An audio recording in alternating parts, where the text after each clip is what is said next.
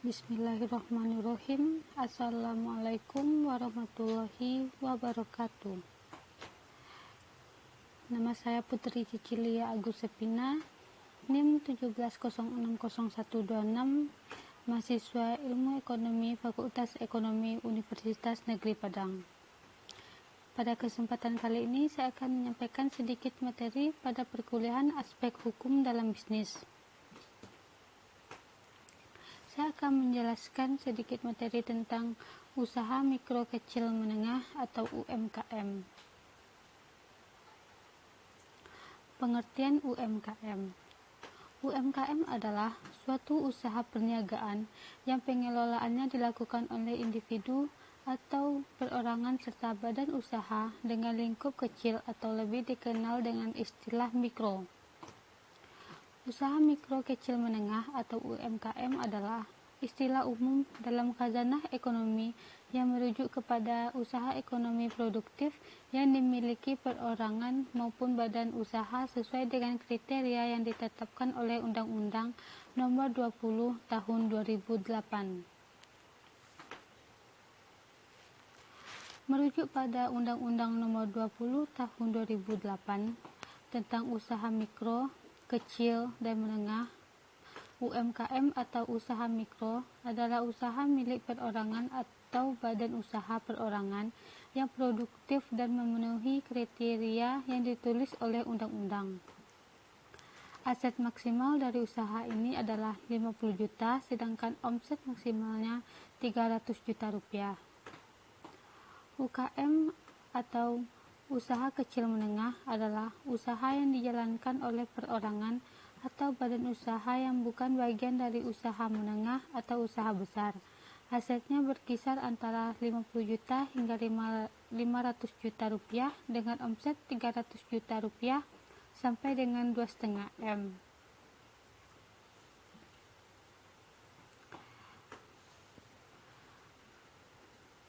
Pengertian UMKM menurut para ahli, yang pertama yaitu Rujito. Menurut Rujito, UMKM adalah usaha kecil yang menjadi sarana bantuan untuk meningkatkan perekonomian bangsa. Pasalnya, usaha ini ternyata bisa menjadi media untuk meningkatkan lapangan kerja serta menambah pasokan devisa negara melalui pajak yang dikeluarkan dari badan tersebut. Yang kedua, Ina Primiana. UMKM adalah suatu aktivitas yang ada hubungannya dengan ekonomi dan perekonomian dalam bentuk pergerakan pembangunan bangsa.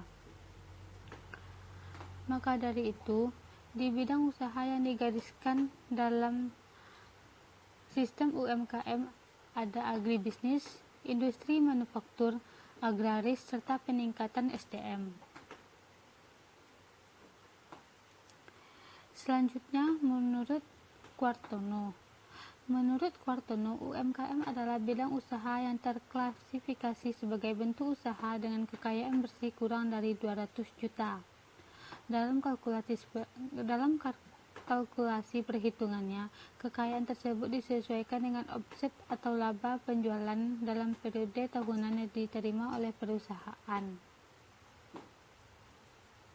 Ciri-ciri UMKM. Yang pertama yaitu tempat usaha bisa berpindah-pindah, tidak tetap berada di suatu tempat. Yang kedua, jenis barang yang dijual bisa berubah sewaktu-waktu, belum ada SOP yang ketat mengatur ini. Yang ketiga, administrasi keuangannya sederhana. Terkadang keuangan pribadi dan keuangan perusahaan masih disatukan. Yang keempat, kebanyakan belum memiliki legalitas usaha. Yang kelima, belum ada sistem ketat dan sistematis yang mengatur masalah SDM di dalam badan usaha. Selanjutnya, jenis-jenis UKM. Berdasarkan Undang-Undang Nomor 20 Tahun 2008, UKM dibagi atas 3 kelompok, yaitu usaha mikro, usaha kecil, dan usaha menengah. Kita akan bahas ketiganya. Yang pertama yaitu mikro. Usaha mikro adalah usaha yang dimiliki oleh perorangan atau badan usaha milik perorangan. Kriteria usaha mikro adalah memiliki kekayaan bersih maksimal 50 juta selain tanah dan bangunan. Kriteria lain adalah Hasil penjualan tahunan tak lebih dari 300 juta rupiah. Yang kedua, kecil. Usaha kecil adalah usaha yang berdiri sendiri dan dimiliki oleh perorangan atau badan usaha. Usaha ini bukan anak perusahaan atau cabang perusahaan dari usaha menengah atau usaha besar. Kekayaan bersih pelaku usaha kecil adalah antara 50 juta rupiah hingga 500 juta rupiah, selain tanah dan bangunan tempat usaha. Hasil penjualan adalah antara 300 juta rupiah hingga 2,5 miliar rupiah per tahunnya. Yang ketiga yaitu usaha menengah. Usaha menengah merupakan usaha ekonomi produktif yang berdiri sendiri. Usaha ini tidak dimiliki orang perorangan atau badan usaha, tetapi bukan anak perusahaan besar atau cabang perusahaan besar.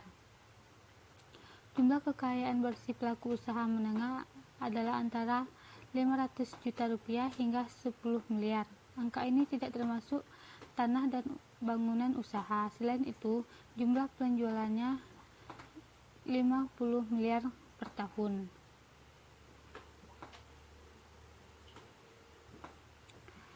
Selanjutnya, persoalan hukum bisnis UMKM. Yang pertama, tidak memiliki izin. Kepemilikan badan usaha yang jelas hanya dimiliki oleh segelintir pelaku UMKM. Mayoritas UMKM bermasalah mengenai aspek legalitas dan perizinan, termasuk persyaratan sampai dengan bagaimana proses yang ditempuh dalam proses pengurusannya. Yang kedua, rendahnya kesadaran membayar pajak. Permasalahan lainnya adalah soal pembayaran pajak. Dari sekitar 60 juta pelaku UMKM di Indonesia, hanya 2,5% saja atau sekitar 1,5 juta pelaku UMKM yang melaporkan pajaknya. Yang ketiga, kredit macet. Para pelaku UMKM mendapatkan modal dari pinjaman, contohnya kepada pihak bank. Hal ini tentu sudah berhubungan dengan hukum karena pihak tersebut legal dan berbadan hukum.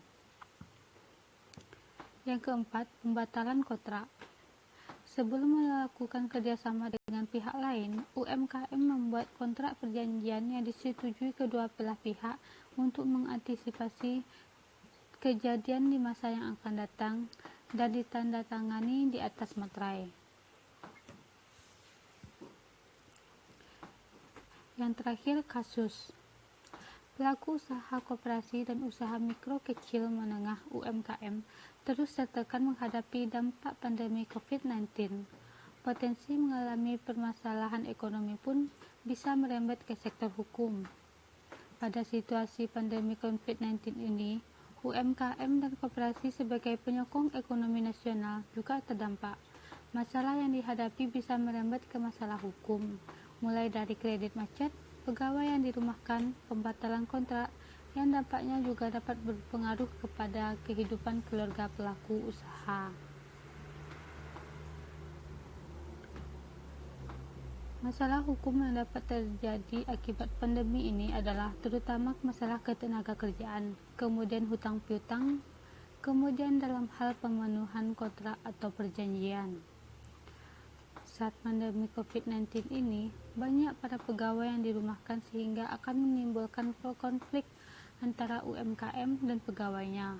Para pegawai akan menuntut dan bukan tidak mungkin akan terjadinya demo sehingga akan melibatkan hukum di dalamnya. Dan juga, jika ada perjanjian yang sudah disetujui karena adanya pandemi ini harus dibatalkan, maka pihak yang merasa dirugikan akan menuntut ganti rugi sehingga merembet ke jenjang hukum. Terima kasih. Sekian yang dapat saya sampaikan. Apabila ada salah dan janggalnya, mohon dimaafkan. Terima kasih kepada Ibu Mike yang telah memberikan kami materi dalam perkuliahan daring ini.